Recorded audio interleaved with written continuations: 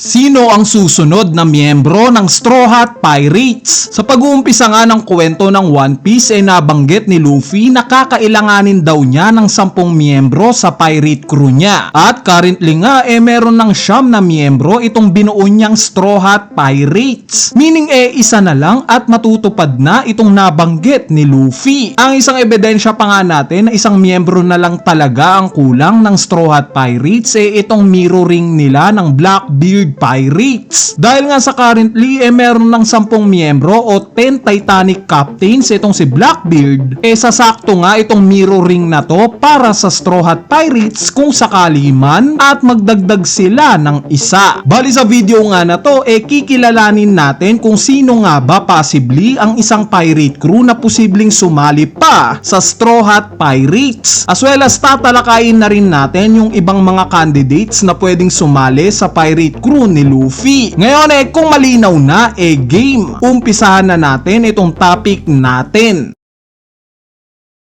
Ang pinakamaagang ang karakter na pinaghihinalaan nating pwedeng sumali sa Straw Hat Pirates itong si Carrot. Bakit? Dahil during Zoo Arc pa nga lang nagbigay na ng hint itong si Carrot na gusto niyang sumali sa Straw Hat Pirates. At mas nadagdagan pa nga itong paghihinala natin nung time na tumakas itong si Carrot at sumama kila Luffy sa Whole Cake Island. So na-extend pa nga itong pagsama ni Carrot kila Luffy hanggang Wano Arc. Kaya naman aakalain talaga natin na posibleng ang isali ni Luffy itong si Carrot sa Straw Hat Pirates. Kung iisipin nga natin may overall package itong si Carrot kung sakali. Dahil kaya nga niyang sumabay sa kalokohan na itong Straw Hat Pirates. May humor siya na talagang swak sa pirate crew na to. In terms of battle naman hindi rin papatalo itong si Carrot. Nakita naman natin during Whole Cake Island arc yung capabilities niya in battle. Even sa Wano arc nga nagpamalas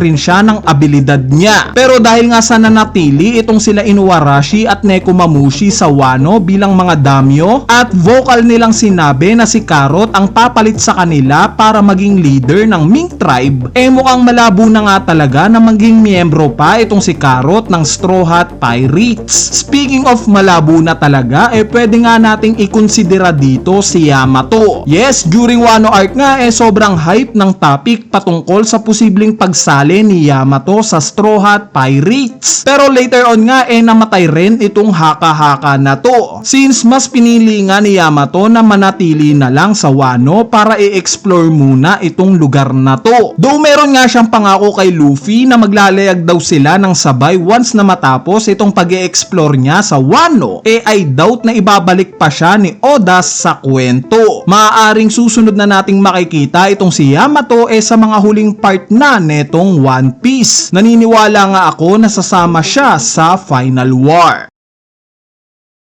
Ngayon mapunta naman tayo sa mga karakter na may matataas na tsansa na posibleng makasali sa Straw Hat Pirates. Ang una na nga dito syempre ang pinakamainit na pangalan ngayon na si Loki. Yes, nasabi ko nga siya ang pinakamainit na minamata ng mga fans ngayon dahil sa kung anong lakas ang meron siya. Meron din siyang malungkot na flashback na talaga namang tumagos sa puso natin. Para nga sa akin I agree. Bagay si Loki sa Straw Hat Pirates. Pero sa personality ba ni Loki tingin nyo nasasama siya kay Luffy? Dahil nalaman nga natin during sa flashback ni Loki na napakahirap niyang magtiwala. Bunga nga ito ng mga karanasan niya nung kabataan niya. Even itong mismong kapatid nga niya na si Harudin hindi niya gaanong pinagkakatiwalaan. Kaya naman medyo 50-50 pa nga tayo kung sasali ba si Loki sa Straw Hat Pirates o hindi. Nakadepende ito sa kanya. Dahil kung kay Luffy nga lang mukhang willing nga itong pasalihin si Loki. Nabanggit na rin naman niya to during chapter 1152. At ang concern nga nila Zoro pati na ng mga fans yung size ni Loki. Masyado nga daw itong malaki. Bali sa tingin ko nga hindi naman to major problem kila Luffy. Dahil may dalawang sagot nga kung paano ito susolusyonan. It's either na paliliitin si Loki o palalakihin na lang mismo ang 1000 Sunny. Sa part nga kung paano paliliitin paliliitin si Loki, ang possible ngang makakasagot dito si Dr. Vegapunk. Kung matatandaan nyo, currently nga nakasama nila Luffy itong si Lilith. Meaning may kakayanan siya o pwedeng gawing paraan kung paano paliliitin si Loki. Sa part naman ng pagpapalaki sa Thousand Sunny para mag-fit si Loki, ang sagot naman dito na kay Biblo ng O Library. Capable nga itong magpalaki ng mga bagay-bagay dahil sa Devil Fruit na taglay niya. Kaya possible nga niyang palakihin ang Thousand Sunny. So ang final verdict nga natin kung sasali ba si Loki sa Straw Hat Pirates o hindi,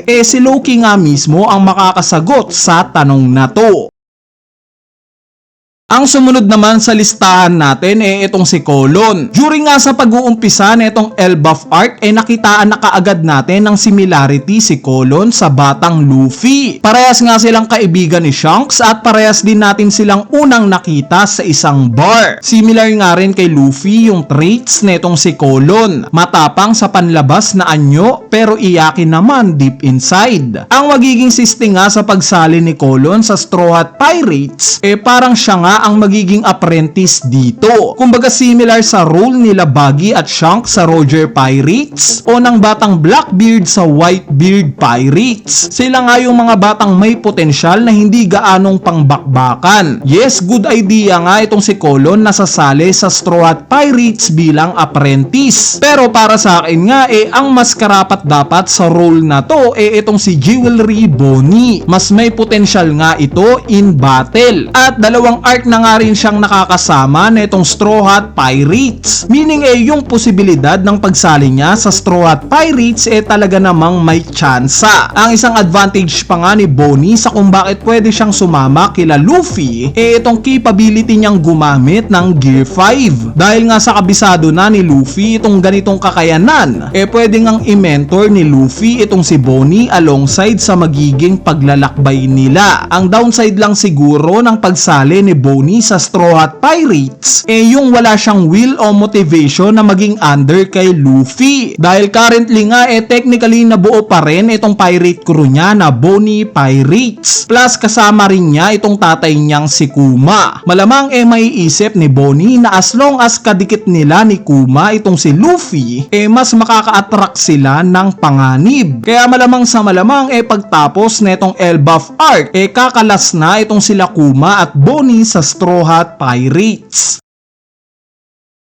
At ang huli nga sa listahan natin itong si Vivi. Technically nga part siya ng Straw Hat Pirates pero hindi nga siya official member. Meaning nakalista siya as former member since hindi na nga siya nakasama sa paglalakbay nila Luffy pagtapos ng Alabasta arc. Currently nga kasama ni Big News Morgan itong si Vivi at nagtatago siya sa world government. Ang rason nga behind dito related kay Im Sama. Dahil nakita nga natin kung gaano kagigil itong si Imu na ma-acquire itong si Vivi. Sa tingin ko nga konektado kay Vivi yung magiging rason kung bakit mapupunta sa Merijoa itong Straw Hat Pirates. Kaya naman abangan nga natin yung plot patungkol dito. So once na bumalik nga itong si Vivi sa Straw Hat Pirates, siya na nga technically ang magiging ikasampung miyembro nila Luffy. Bali para sa inyo ba? Sino-sino sa mga nabanggit ko o kung may nakalimutan ba akong karakter ang tingin nyong susunod na magiging miyembro ng Straw Hat Pirates? Kung may thoughts o idea nga kayo, wag na kayong mahiyang i-comment yan sa ating comment section sa ibaba para mapag-usapan natin yan. So yun lang, peace!